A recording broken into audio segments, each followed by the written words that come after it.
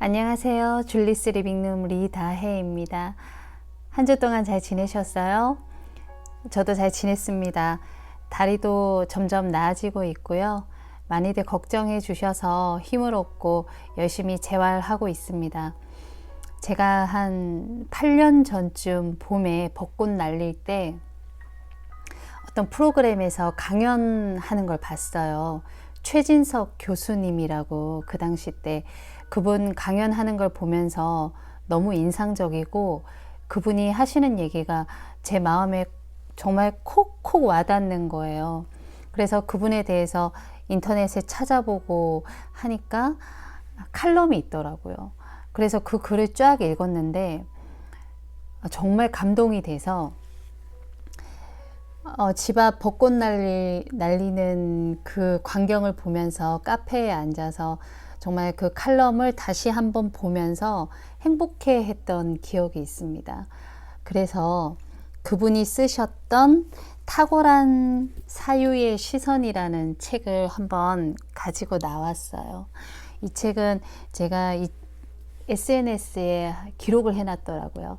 2018년 6월에 이 책 읽으면서 정말 재밌고 기쁜 시간을 보냈던 기억이 또 떠올랐습니다. 탁월한 사유의 시선. 최진석 교수님 강연하는 거 인터넷에서 찾아볼 수 있는데 이렇게 보면은 정말 그분 눈이 부리부리 하세요. 부리부리 하시면서 얘기를 천천히 해주세요. 재밌는 것 같기도 하고 좀 느린 것 같기도 하고 그런데 정말 한 말씀 한 말씀이 참 가슴에 와닿습니다. 그리고 이 책을 읽으면서 참 좋고 행복한 시간을 보냈기 때문에 한번 보여드리고 싶어서 나왔어요. 여기 탁월한 사유의 시선을 보면 서론 부분에 이런 이야기를 해놓으셨습니다. 우리는 지금까지 철학 수입국으로 살았다.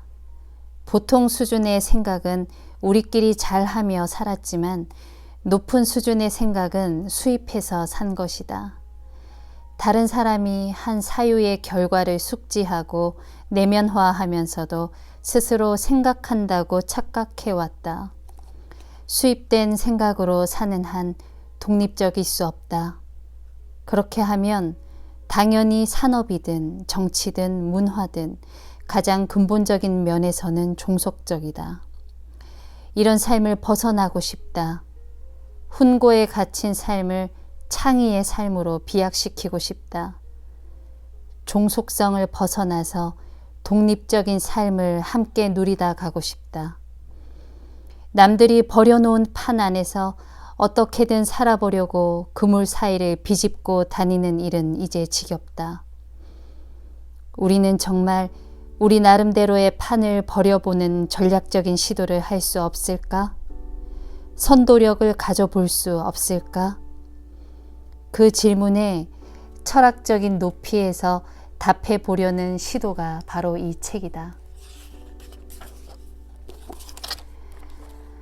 남이 해놓은 생각의 결과들을 내면화하는 일에 익숙한 사람에게는 이 책의 내용이 철학적인 논의가 아닌 것으로 보일 수도 있다. 이 책은 철학에 관한 책이지 철학 자체가 아닐 수도 있다. 철학이 아니어도 된다. 중요한 것은 우리 삶의 독립성을 확보하느냐, 확보하지 못하느냐다. 무엇으로 불려도 좋으나 우리의 삶을 각성하고 새로운 길을 찾아보려고 덤빌 수만 있다면 그만이겠다. 최소한 자기가 자기의 주인이 아니었다는 감춰진 사실만이라도 스스로에게 노출되면 좋겠다. 이렇게 시작하셨습니다. 그리고 제목은 1강, 2강, 강의 형식으로 1강, 2강, 3강, 4강, 5강까지 이렇게 대제목들로 나와 있고요. 소제목들과 이 소제목들 챕터마다 또 제목들이 이렇게 나열되어 있어요. 1강, 부정, 버리다. 2강, 선도, 이끌다. 3강, 독립, 홀로 서다. 이 3강에 대한 부분은 제가 참 인상적이어서 이 전체적으로 한번 읽어봐 드리겠습니다.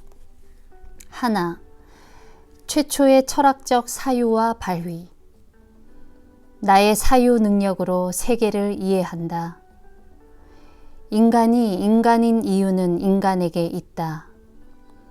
신화의 시대에서 철학의 시대로 이동하다. 둘, 고독을 기반으로 홀로 선 자.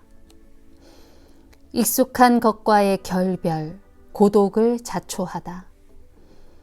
질문하는 자는 예민하다. 자기로부터의 이탈이 세계를 응시하는 힘. 연결, 그것은 독립적 주체만 할 수 있는 창의적 활동. 3. 관찰과 몰입. 궁금증과 호기심이 관찰과 몰입을 부른다. 익숙함이 생소해지는 순간의 번뜩임. 철학은 경이로부터 시작된다. 4. 기존의 것과 불화를 자초할 수 있는 용기.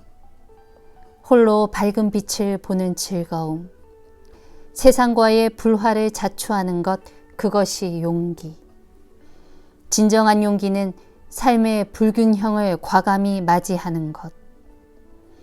철학은 사유를 사유하는 것이 아니라 세계를 사유하는 것. 자, 4강, 진인, 참된 나를 찾다. 5강, 문답, 공유하다. 이렇게 5강까지의 제목들이 나열되어 있어요. 그리고 내용도 궁금하죠? 그래서 내용적인 부분을 한번 읽어봐 드리려고 해요. 한번 들어보세요. 자기로부터의 이탈이 세계를 응시하는 힘. 독립을 다른 관점에서 이야기해 보겠습니다. 저는 직업상 학생들과 단체로 여행을 하고 또 다른 교수들이 그러는 것을 보기도 합니다.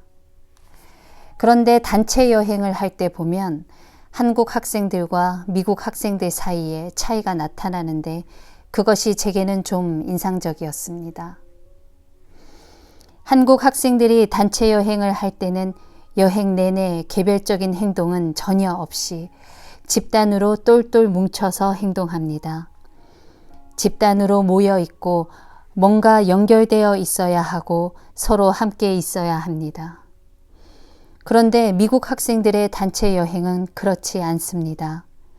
모두 함께 해야 하는 것으로 정해진 프로그램이 아니면 혼자 단독적으로 행동하는 경우가 많습니다. 기차 타고 이동할 때도 우리 학생들은 게임 등을 하면서 다 함께 뭉쳐 있는데 미국 학생들은 혼자 책을 본다든지 혼자 창밖을 물끄러미 바라보는 것과 같은 행동을 해서 우리가 함께 여행 온 사람들인가 하는 느낌을 받을 때가 있을 정도입니다.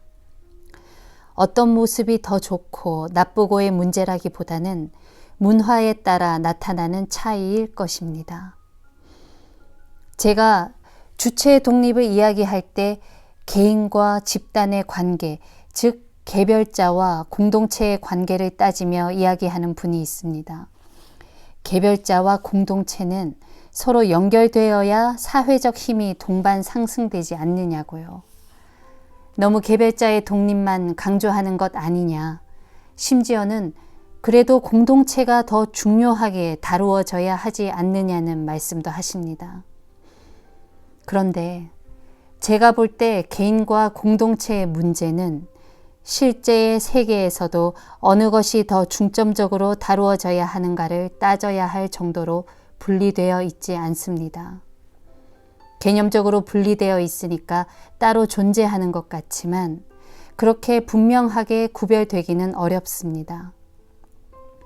상식적으로 보더라도 건강한 개인들이 모여 이루는 공동체가 건강할 것이고 건강한 공동체 안에서 개인은 더욱 건강한 발전을 이룰 수가 있을 것입니다. 뻔하지 않습니까? 다만 공동체나 집단에 선험적 절대성을 부여하게 되면 마치 공동체나 집단을 절대 선을 가진 고정불변의 권위적 존재로 받아들이기가 십상이지요. 집단에는 그런 힘이 잠재되어 있습니다.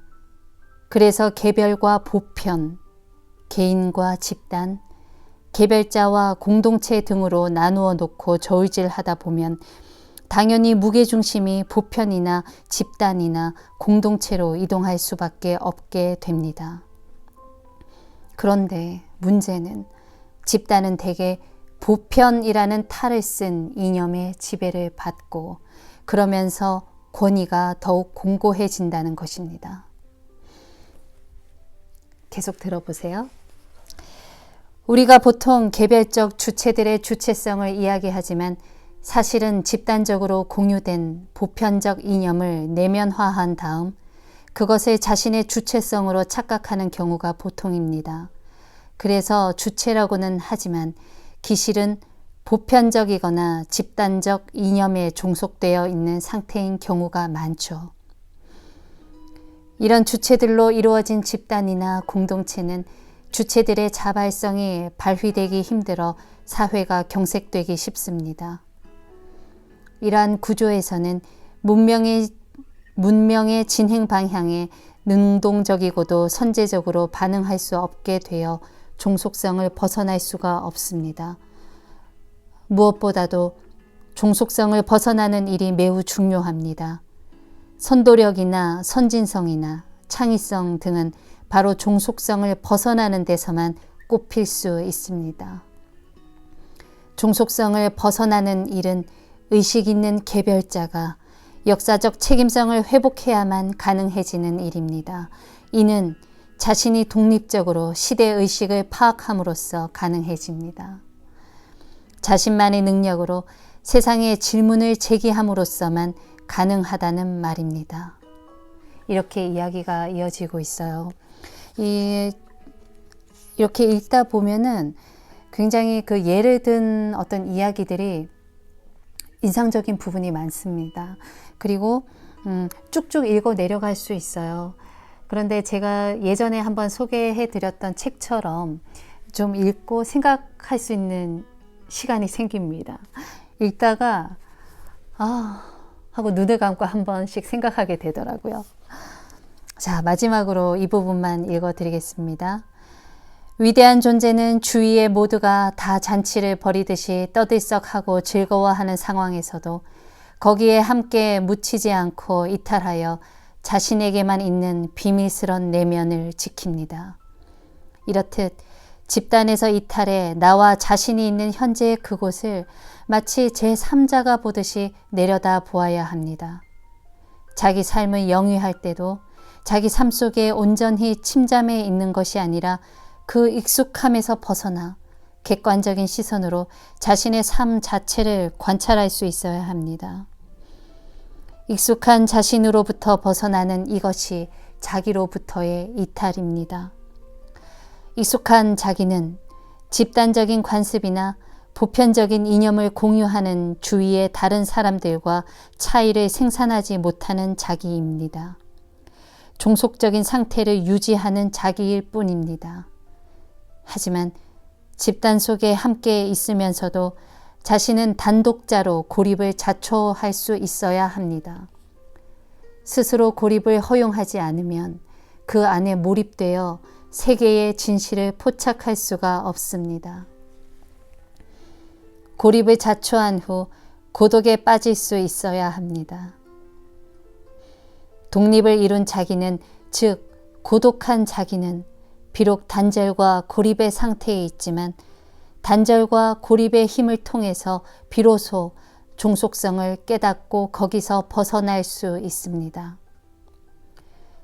종속성을 벗어나자마자 이 독립적 주체는 능동성을 회복하고 진실한 내면을 외부로 확산할 힘을 갖게 됩니다. 그리고 자기를 확산하는 활동이 시작되면 비로소 창의적이고 생산적인 연결도 함께 시작됩니다. 아마 힘이 나고 앞으로의 삶에 대해서도 더 능동적으로 고민하고 밝게 생각할 수 있으실 겁니다. 저하고 탁월한 사유의 시선 함께 읽어보시지 않겠어요? 줄리스 리빙룸이었습니다. 여러분 한 주 잘 지내시고요. 다음 주에 봐요. 안녕.